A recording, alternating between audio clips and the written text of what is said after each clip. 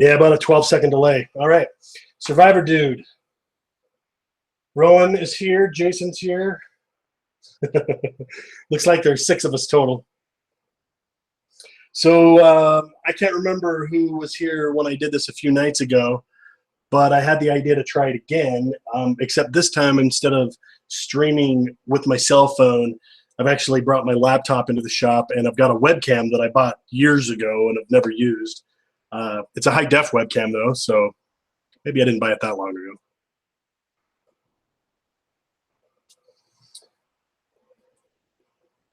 So, yeah, if anyone was here last time, will you let me know if you think the video or audio is any better? I'll watch this later on my own, but when I rewatched the stream from my cell phone earlier, let's see, it was Saturday.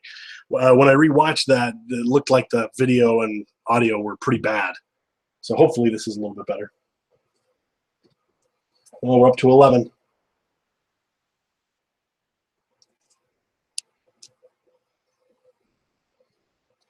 I didn't expect there to be this much of a delay.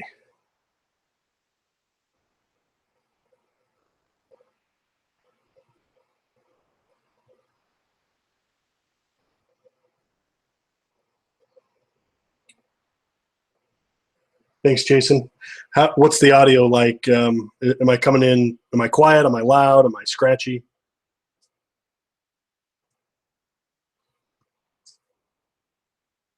All right, thanks, Survivor Dude. Cool. So when I did this last Saturday, somebody posted a question if I did this every week, which of course I don't. But it got me thinking, there's no reason not to. I can usually get a half hour or so to myself, you know, from time to time. So I figure maybe once a week I'll jump on. I hate to say, you know, this time and this date every time you can catch me because my schedule is just all over the place. So, but usually this time of night, actually it's, I think it's already like 11 o'clock my time. Yeah, it is. So probably earlier than this normally.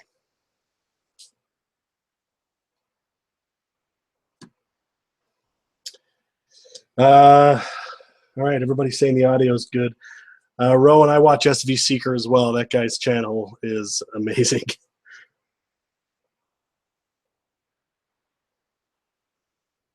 One a.m. Eastern. Yeah, it's late.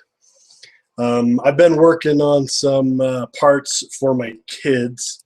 I'm a little bit ashamed to say it, but I'll show it to you.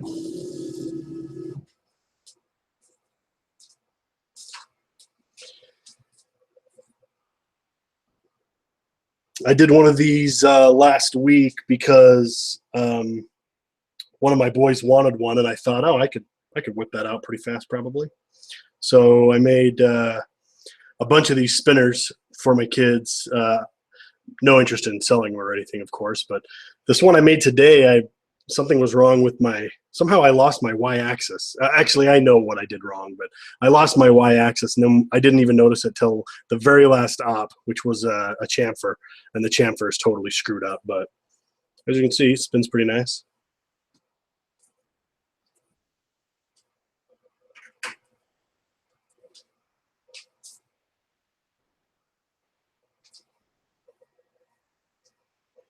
I wonder if there's a certain time of the day that would probably be more ideal for people that want to catch. I'm guessing probably not 1 Eastern.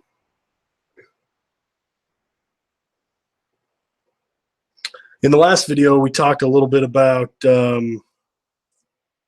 doing the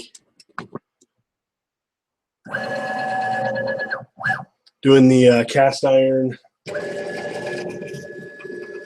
modification for the y-axis, and I still fully intend to do that. I was actually going to do it this week, but I just haven't had very much time down here in the shop. So maybe tomorrow. I've got a couple of things going on in the middle of the day, but if I can get a couple hours in here, I think I'll come in and start messing around with this. I did find a jigsaw, which somebody suggested when I did that last live video to jigsaw that out, and I did find mine. I don't have any fine tooth bits or blades, I guess. But if I get a chance, I'll run up to Lowe's and grab some. I could probably do it with the rough blades that I have, just go, you know, really slow, but I have a feeling that's going to bounce around and just be a total nuisance.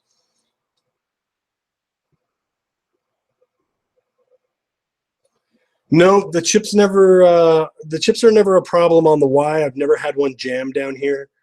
Um, Now, normally I have a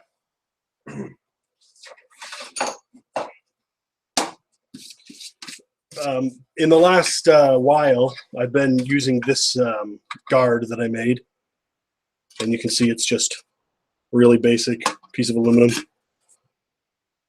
hand bent, and I put a little RTV silicone on the back, which actually works. I mean, I just rubbed it on with my finger. But yeah, this goes here, and that prevents chips from getting on the Y in the front. But I mean, I've only been running this for, I don't know, the last few months. Not long at all. But with the whey oil that I'm using, I mean, I have not oiled my wheys in, I'll bet, the last 30 hours of machine time. I just find it doesn't really make that much of a difference whether or not I oil them all the time or not all the time. And rubbing my finger on it right now, I can feel it's totally oily, and you can probably see it on my fingertip. And I'm just using the same thing I've been using for a couple of years now, which is the Vactra #2. I can't remember where I bought this. HQTinc.com. I'm pretty sure I ordered this on Amazon, possibly eBay. That's where I do most of my shopping when possible. But I mean, yeah, you can see I've had it for 2 years and I haven't even used half a quart. Let's see, this is almost a liter, so yeah, about half a liter. But yeah, the wheys stay pretty slick and chips don't ever bind up in there. I mean, you can, well, maybe you can't see them. There are some up in there, down there in the in that crack, but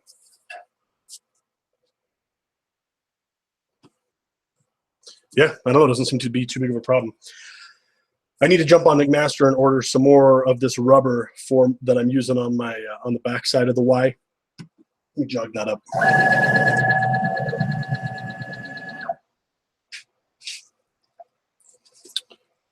Let's see if I can get you over there. So I actually did a video about this whey cover, I don't know, a while ago, maybe a year ago or so. It's held up beautifully. I took it off the other day, or let's see, last Saturday when I was measuring my Y travel, and no rips, no tears. You can tell it's stretched a little bit, but this is, I think it's called EPDM rubber. I don't know, if you're super interested, you can check out the video I discussed earlier. If I remember when I rewatch this footage, I'll put a card. But yeah, it's held up super great. So I want to get some more of that for the Z-axis. As you can possibly tell, let me straighten this out and I'll show it to you. I got to clean my hands a little bit now. So this Z-axis whey cover is actually an old piece of t-shirt. And you can tell my Z is actually pretty clean. Look at that. A couple little teeny chips in there. Not too bad. All right, that does need to be oiled. I will do that tonight. The only problem with this is, of course, it absorbs the coolant like crazy. So at the end of the day, I just set it up here like that, so it's not draped directly on the column. But you can tell, even if it's been touching the column, it hasn't caused any rusting issues. This coolant that I'm using, just, it doesn't allow rust. The stuff's amazing. I'm going to check comments real fast. Survivor oxyacetylene torch. I got no idea what you're talking about. Has anyone thought of replacing, getting rid of the dovetails? You just do what Haas does. So yeah, there's actually a couple of guys that I talked to online who have talked about going linear. Mostly, it seems like people are interested in linear ways for the Z-axis. I don't know why. Maybe that would be easier than doing it on the X and the Y. But I don't know. I think it would be an interesting experiment. I think you'd probably need to machine the dovetails off of the castings to be able to do that. And I certainly don't have that capability.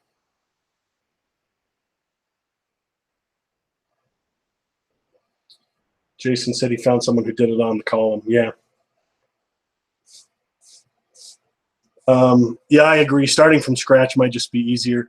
I've considered multiple times building my own mill just using a weldment.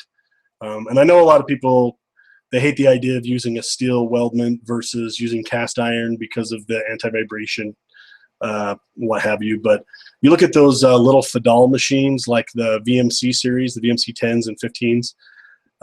Those are linear weigh machines, and they're built totally out of weldments. They are not made out of cast iron. And I say little Fadal, that would still be huge compared to this mill. Wendell, the coolant I'm using is called Cool Right. Let me grab the jug real quick.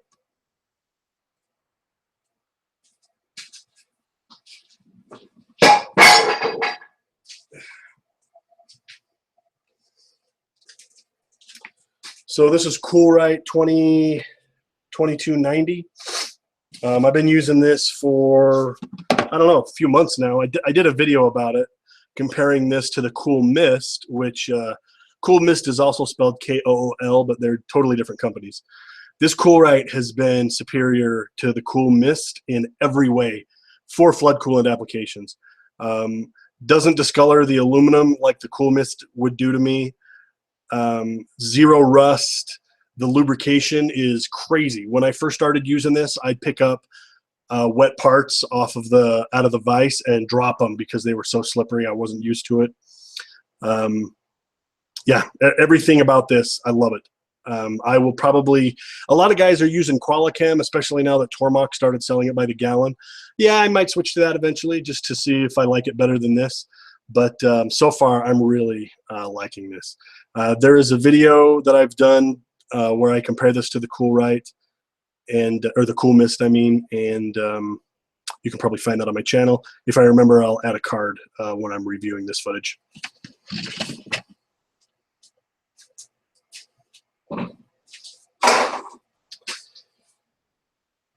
Let's see. Going back to comments here, putting rails is pretty much necessitates milling off the dovetails. Yeah. So Rowan and I are in agreement.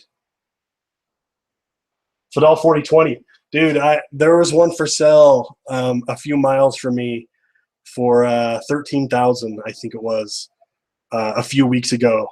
And I knew there's no way my wife would let me buy it, but I was super tempted.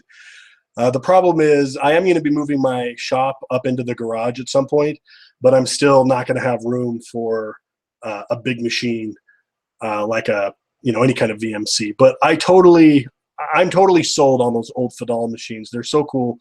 There's a place up in Idaho that basically has kept the aftermarket for those alive. They do refurbs. You can buy parts.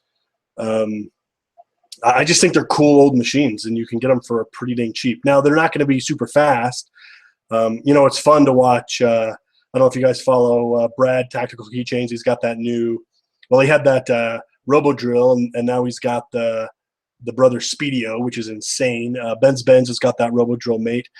Those are so fun to watch because of how screaming fast they are. But I kind of want a big work surface. Like, I think a big table, and I'd be willing to give up the super crazy fast feeds and speeds. The problem is I'm not really sure if I'm ever going to have room for something like a 4020 or a 3016. There is a version of the 3016 that has linear weighs. It's a lighter machine. I'm interested in that, as well as like the VMC, or what do they call it? The VLC 15 or whatever. But honestly, if I ever put a big machine in my garage, it's probably gonna have to be something small like a Robo Drill, which kind of bums me out because I feel like I'm gonna be limited by table size, but that's how it is working in the garage. Okay, looks like I've missed a few comments. Something's wrong with my laptop. The mouse has stopped working. Tormachs are ball screws. That's correct. Tormachs have Gibbs and Ways. Yeah, no linear rails. I'm a little surprised, frankly, that Tormach has not built a linear machine with servos, absolute encoders. Although it's my understanding Linux CNC, which Tormach is now running on top of, I don't think Linux CNC actually works well with absolute encoders, but still they could use servos and relative positioning and linear machine and linear ways. I think they would have a screaming machine on their hands. Linear rails would have too much cost for the price point. Rowan, you may know more than I do. I'm not sure. Rails are definitely better, but won't suffer any chips. We got a couple mils for sale soon. VM4SS and a VM3. I believe I'd have to double check. Those are both. Those would be sweet. VMC plus home shop's always tough. Yeah, I agree. I've got a buddy that lives a few miles from me, like 5 or 10 miles. He's got a Haas VM. His is a VF1, I think, or a VF2. Is there a VF1? If there's a VF1, that's what he has, or else it's a VF2. And it takes up, he's got a 3-bay, let's see, is it a 3-bay garage? I'm pretty sure it's a 3-bay garage, and it takes up like a big corner of his garage. By the time he's got air in there and whatever else he's got to have to support the machine, he doesn't park his cars in his garage, that's for sure. But I've just got a standard like 20 wide, 22 wide, 20-foot deep garage, and I've got my Land Cruiser taking up half of that right now. So definitely don't have room for a big machine. Ever run a washdown hose? Yeah. Let me see if I can back you up for just a second. So I don't know. I got to wait a second and see if I'm in view here. So this whole nightmare that you're looking at was, this left side was supposed to be for washdown, but I have not got the rest of my flood coolant working, which are these 2 valves on the right that are going to be going to, well, to this. But eventually, yeah, these will be dedicated for the coolant, and then this one here will be washdown. And I've put it off for so long because every time I go to work on it, something else comes up. And what I'm trying to do right now is eliminate things that really irritate me about my machine. And this is very high on the list at this point. Probably number 2 or 3 on the list. So yeah, eventually I'll have washdown, and I'll probably put like a regular garden hose on this with a spray nozzle.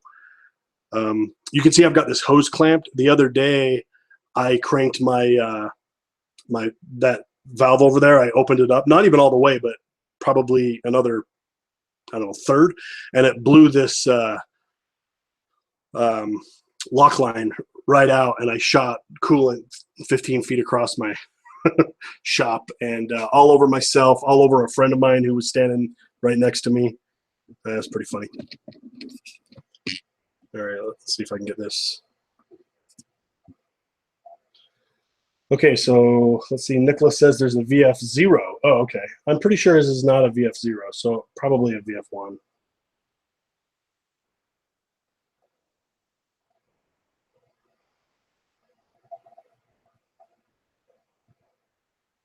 Still having problems with the motor weight. Yeah, I am, and I don't think so. I'm not 100% sure that that's what's causing the problem, that it's the weight of the motor. I've had a lot of people bring this up. Linux CNC will create arcs. So for instance, let's say in my program, I'm going to go to some XY coordinate, and then I'm going to go to some Z coordinate. Well, instead of doing those in 2 discrete moves, Linux CNC will plot the kind of the quickest route, I guess, to getting there. And so it'll start moving in the Z before it's finished that XY. And it seems like every time I've had some kind of crash, it's been when I've had very short clearance heights. And I have a tendency to set my clearance heights really short because I just hate seeing the mill go up and down in the Z. When I want it to be machining. So in trying to save time, I set my clearance heights really low. So I might have like a feed height of 100 thousandths, and then I'll have my clearance plane, or I'll have my retract at 200 thousandths and then my clearance plane at 400 thousandths. So if I'm making a big XY move, it'll start moving the Z before that XY move is completed. And I'm pretty sure that's what's causing the problem, because I'm not losing steps. That's the interesting thing. I lose no steps on the Z axis. Now, one thing I could do is I've currently got my machine limited to 100 inches per minute in all three axes. And the reason for that is mostly so I have time to catch it if there's a mistake, because I pretty much always plan on making a mistake. And so if my machine was much faster, I have a feeling that I wouldn't be quick enough on the emergency stop button. So, but one thing I've thought about doing is changing my Z to 200 or 300 inches per minute. With my old DC motor, my Z would do 300 inches a minute, no problem. I haven't actually tried anything faster than 100 with this motor, but maybe I should test that. And then I think maybe if the Z were moving more quickly during rapid movements, then, well, maybe that would just cause more problems, because maybe then it would, well, I don't know. I don't know how the plotter works. That's something I'm gonna have to test out. That's interesting. I'm gonna think about that some more.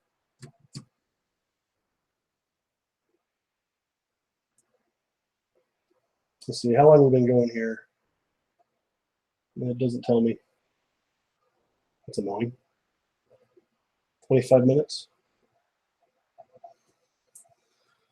Any other questions or topics you'd like to broach? If not, then I'll probably just shut this baby down, and maybe we'll do it again a little earlier another night.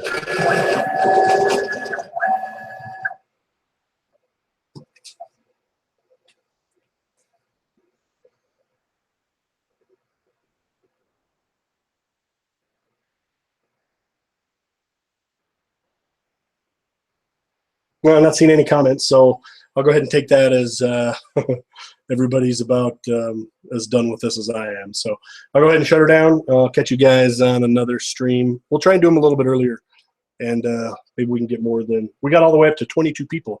I think that was more than I had on Wednesday. Maybe later is better. Let's see. Oh, tell me about your table. Is it flat? G61 exact stop. No, that's the, I think that's the command people have been telling me about. No, I have not turned that on. I know that will solve problems. It'll solve the gouging problem, but then from what I understand, it can cause other problems when making arcs or like when a radius changes to a different radius. I've heard there were some other kind of plotting related problems. Maybe I'm wrong. I need to research that more. No speed handle. Speed handle for the vise? Is that what you're talking about? Check this out.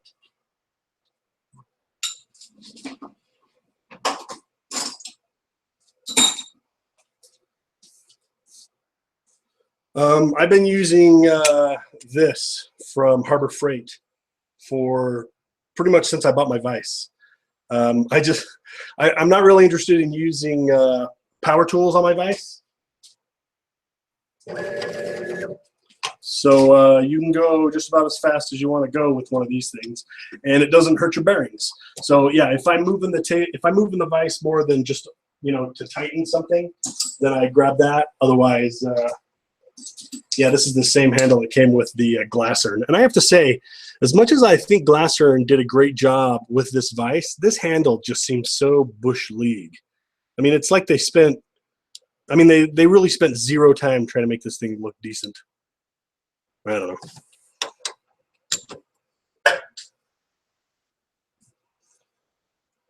know. Yeah, I've got shielded cables on everything. Everything is a shielded cable.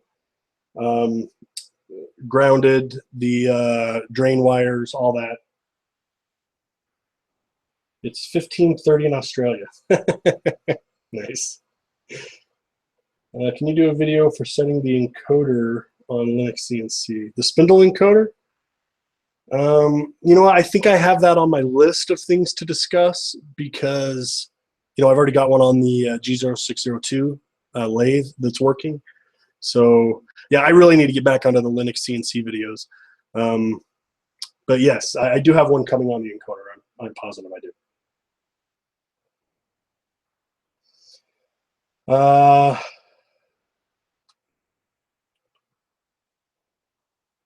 Let's see. Do I have problems with the curtain burnt when milling steel? Yeah, actually I do. But that's only ever happened with my fly cutter, and only if I'm not running the flood coolant. But yeah, the curtain does have a few little teeny pinholes here and there. Nothing really very bad. What'll happen is a hot chip will hit it and stick, and then when I brush that chip off, it'll tear, or you know, there'll be a little hole. But it's not enough that nothing's ever come through it, so I don't really even consider it a problem. Wendell says I need to do this more often. I still have I still have a lot to learn. Wendell still has a lot to learn. So do I. Broke 4 end mills in 2 days. So a friend of mine, we were talking about breaking end mills. He told me that he's like never broken, like he's never like shattered an end mill from like moving incorrectly. And let me see if I can show you this real quick.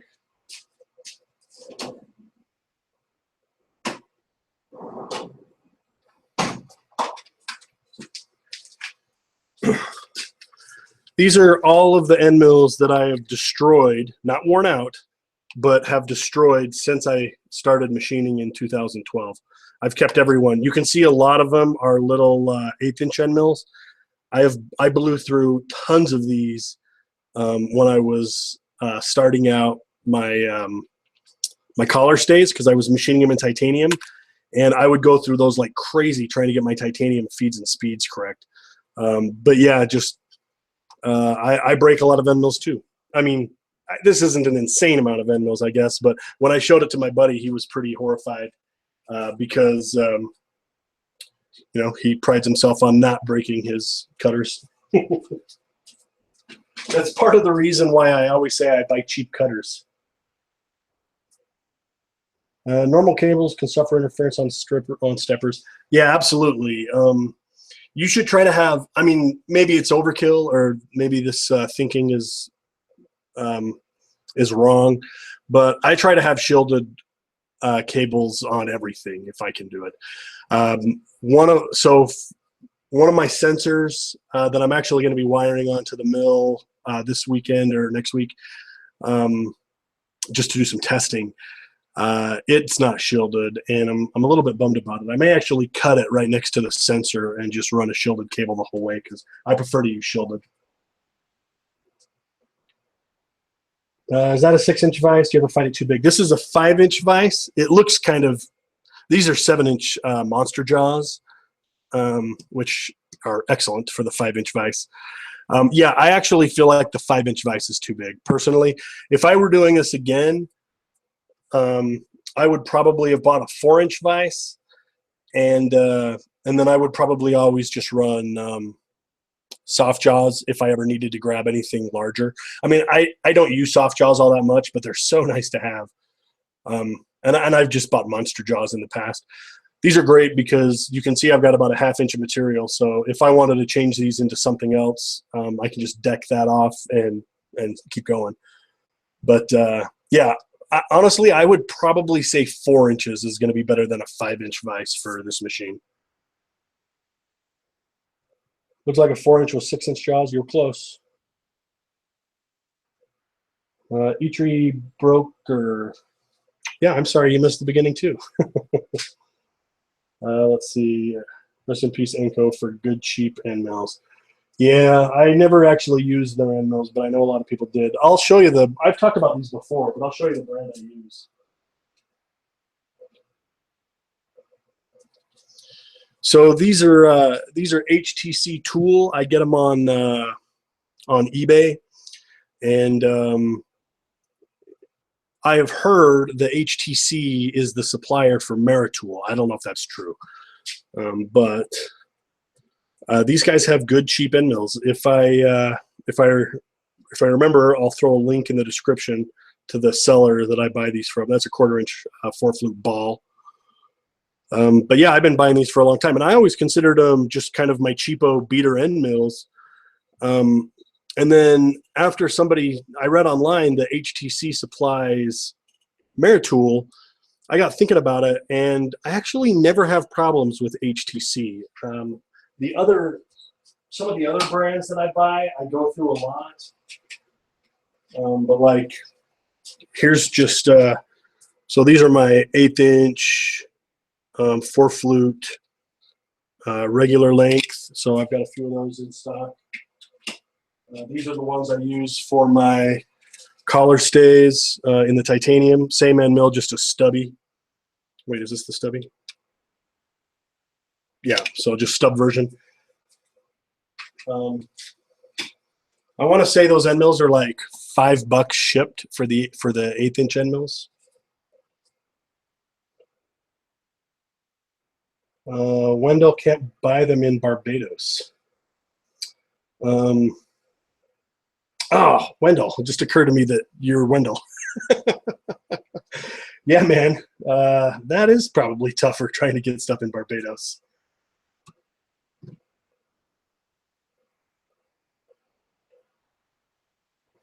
It's funny. I wasn't even thinking Wendell until I saw your last name, and then I was like, oh, duh.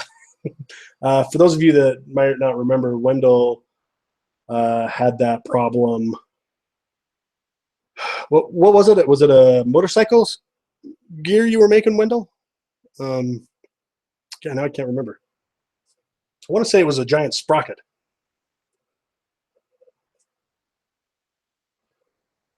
What kind of RPM, speeds, and feeds for those in titanium? So titanium, the trick with titanium is you've got to think of it in surface feet per minute. And I have it written down somewhere. Let me see if it's in here.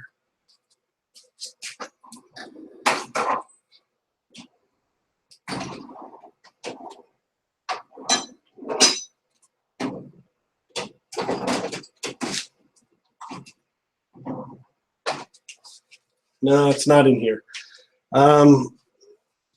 So for titanium, there's like a limit on surface feet. It's like 250 or maybe 300 surface feet per minute. And so depending on the size of your cutter and how many flutes you have, you need to just calculate your feeds and speeds based on that feed per minute. I want to say it's 300. I could be wrong. So for those little 1/8 inchers with a 4-flute, I'm pretty sure my feed rate is 9 inches per minute. I think. Is that right? Let me check. I can check a program real fast.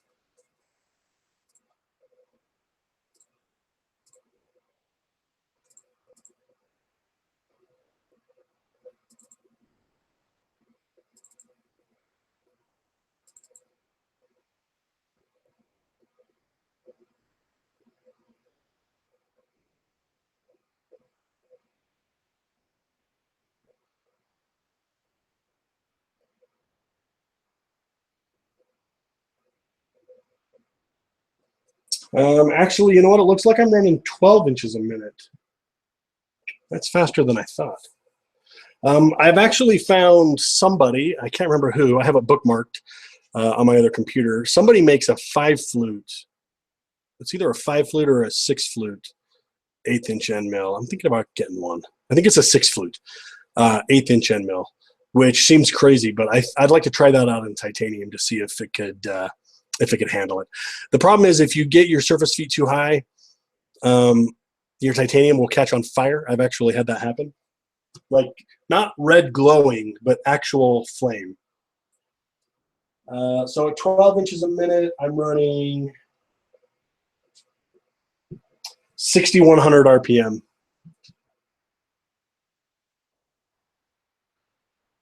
Yep, that's right. 6,100 RPM, 12 inches a minute. The problem is, even with that little 1/8 inch end mill, there's a lot of flex.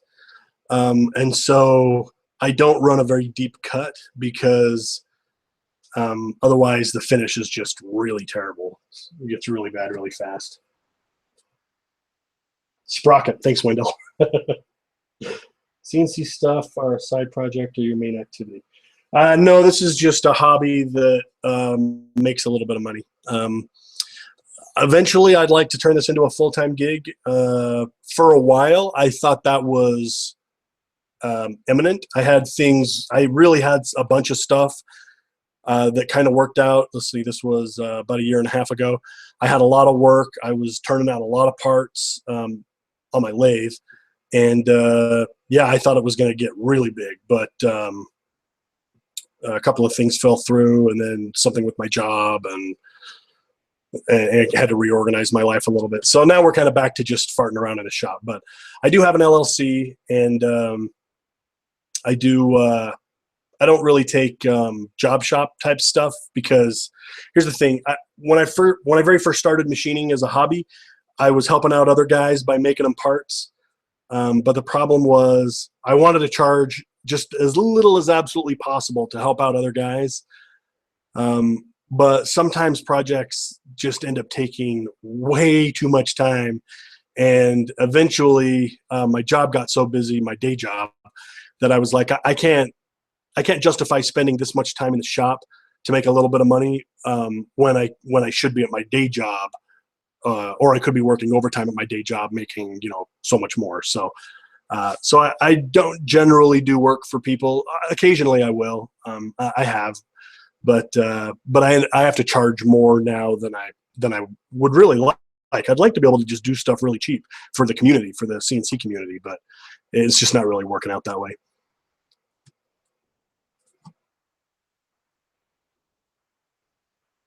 Let's see, rather than going through end mills, wouldn't it be a good idea to practice on a piece of wood first?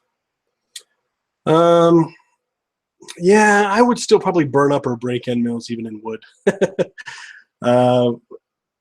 Couple of problems with wood is it's a giant mess. I think of everything in terms of, I immediately default my brain towards flood coolant. So then when I think about doing wood, I have to take huge precautions. Now, I actually did some Pinewood Derby cars for the local scout group. And I got some black plastic, and I taped off the whole area, and I machined some Pinewood Derby cars. And then I was able to just kind of vacuum everything up with my shop vac, and it actually ended up being pretty easy to clean up. But I had my whole machine kind of taped off for a couple of days, and I prefer not to do that. I don't want to have wood all over the place, so that might work for you. Aluminum really cuts so easily. You can practice pretty well in aluminum. In fact, the problem I have with aluminum, most of the times I've ever broken an end mill in aluminum, was because I was going hard enough that I started having chip welding. And as soon as you start welding chips, your end mill is gone. By the time you hear it or see it, you reach over to hit E-stop and your end mill's busted. It's happened to me a bunch of times. Wendell, thanks again for the help. Hey, no problem, man. Do what Titan does and use ceramic end mills at 300 feet per second through Inconel. Yeah, that Inconel, that's interesting stuff. I'd like to get a piece of that just to mess around with someday. Ceramic end mills too, huh? That's crazy. I'll have to look into that. In regard to my Pinewood Derby cars, have you machined any F1 in school program cars? Thanks for the titanium. Just curious. Purchased a PM25. Which one's the PM25? Let me hurry and look that up. To convert to CNC, I've been using a router and spindle. 6 to 20K RPM. Man, that's screaming. PM25. I'm gonna be at my laptop for a second.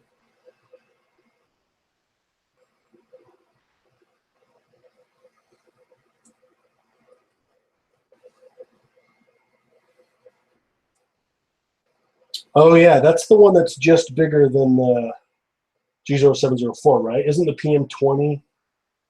Let's see. Cross travel 7, longitudinal 19. No, that's about the same. Is that the same as the G0704? Key slot size ½ inch. That seems bigger. I could be wrong. I don't remember what my key slots are. Slots are slightly less than ½ inch, 12 millimeter, ½ inch cubed. 2250 RPM. That sounds right. So maybe that is the G0704. Looks similar, but I can never tell. A lot of them all look the same. They're just different scales.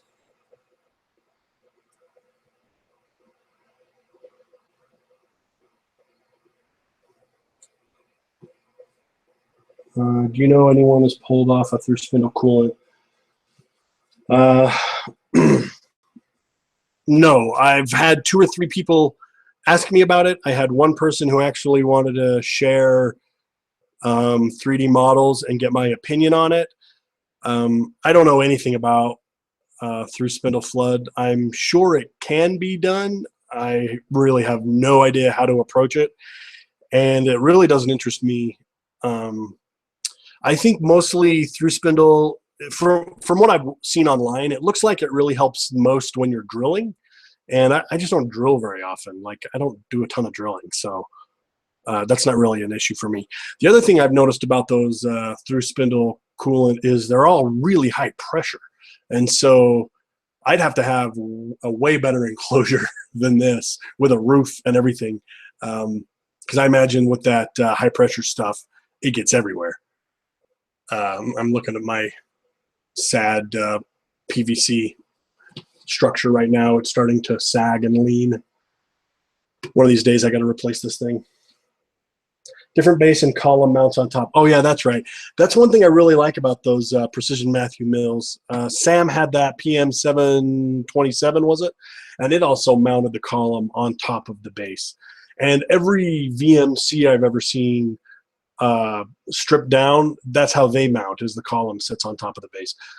I wish Grizzly would have done that. Although mounted on top of the base, I don't know that you'd be able to do any Y extension mods by having a spacer.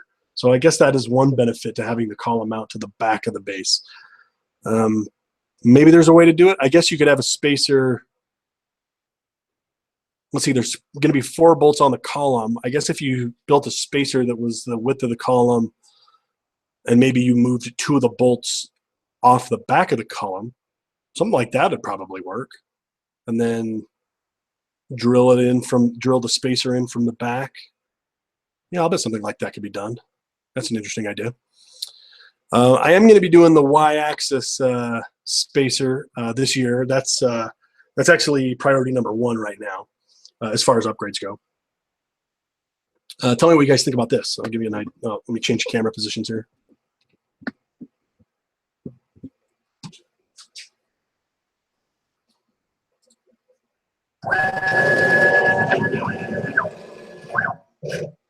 So one thing I'm thinking about doing when I build the lower spacer, so there'll be 2 spacers, right? There's a spacer between the base and the column, and then a spacer between the head and the column. So what I'm thinking of doing is building the spacer that's going to be down here and bringing wings out, maybe like this far. So let's say I got a piece of 2-inch thick steel. The spacer is going to be right around 2 inches thick. 2-inch thick steel, and what would that be? 20 inches long, 24 inches long. And the reason would be to come out with these big wings and then hook struts from the wing up to the either the head or the Z saddle.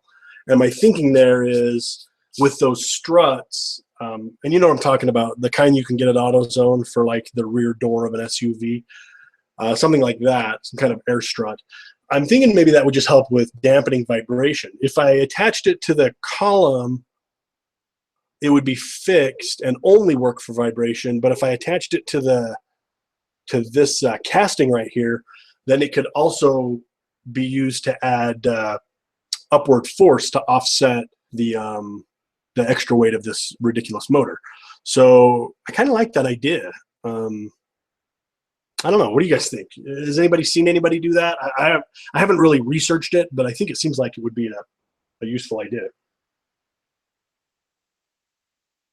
I'm going to catch up on comments. How's the rigidity of the mill, particularly when milling steel? Rigidity is a problem. Here's the thing. this is kind of a frustrating way to machine something, but this is what you have to deal with, in my opinion. You can machine anything you want on this mill. The question is, how deep of a cut and how wide of a cut can you take?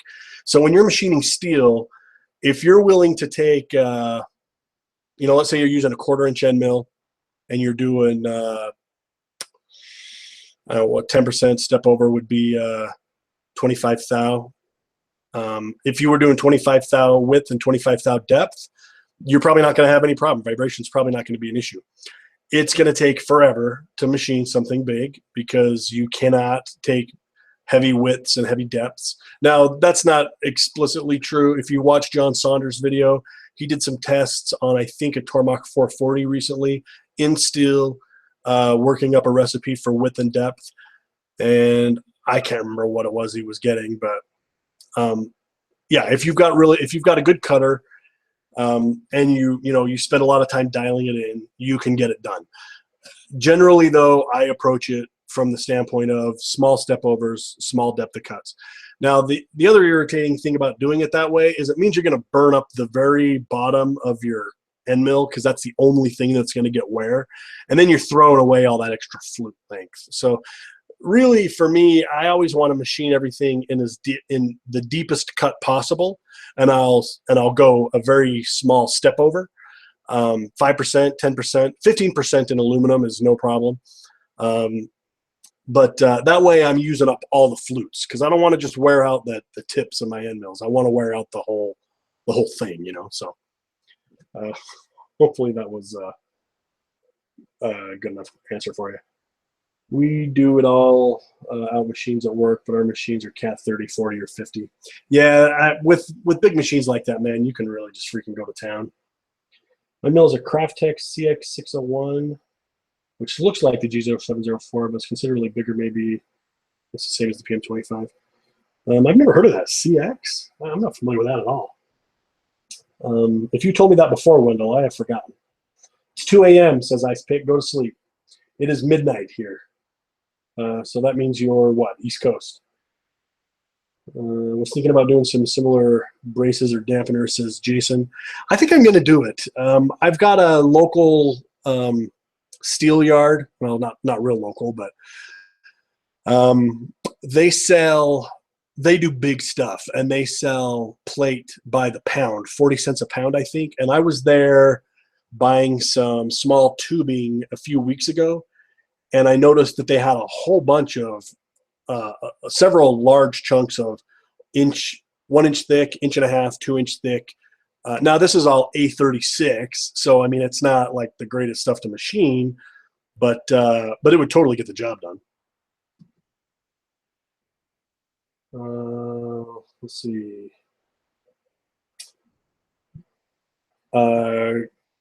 Man, I don't know how to say your name. Is it Gwillem? It's Guillaume, right? Guillaume? Am I saying that right? Dude. Spell it out phonetically for me. Do I have an Instagram? Yeah, I do. It's made by Russ. Ice Pick says slow. What's slow? My mill came the same dampener installed on the column next to the lead screws. Oh, that's interesting.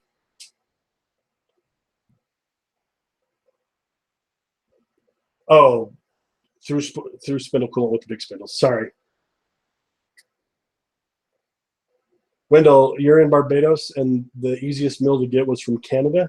I find that fascinating. Michael says, I think struts will not help with the vibration. My thoughts are weight equals rigidity. Struts pull weight off the head, which will allow it to move more. Yeah, that's an interesting... I can see what you're saying. Yeah, that's interesting. Because more mass does mean it's going to be harder to... I'll have to think about that.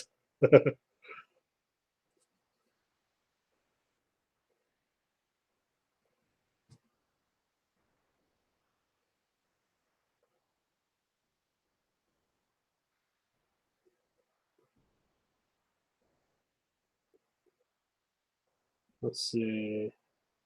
It looks like I'm all caught up on the chat. I go there every year. Oh, okay. That makes sense then. point this back down. All right, we've been going for 53 minutes, so I'm really going to shut her down now. I don't know what my tomorrow is going to look like. I've actually thought about I've kind of thought about maybe while I'm messing around with this, I would turn on a live stream just while I'm kind of laying this out and, you know, just to kind of shoot the breeze. Not while I'm sawing. I think that would be a total nightmare. But, yeah, or maybe I'll just clean out the chip pan and talk to you guys when I'm doing that. I don't know. All right, well, I'm going to go to bed. It's after midnight, and it's way past my bedtime. Let's see. Reduce friction to allow the head to move better and compensate for added weight. Some triangulation on the column has got to help. The ringing, yeah. Find out. Let's see. I was talking with someone about the head counterbalancing via cables and weights, and they ran into that problem. If it was too balanced, the vibration got worse. Yeah, I would think you wouldn't want to cancel it on 100%. And I actually considered doing weights off the back of mine too, and then just I don't know why I didn't do it. Stopped caring, or I can't remember.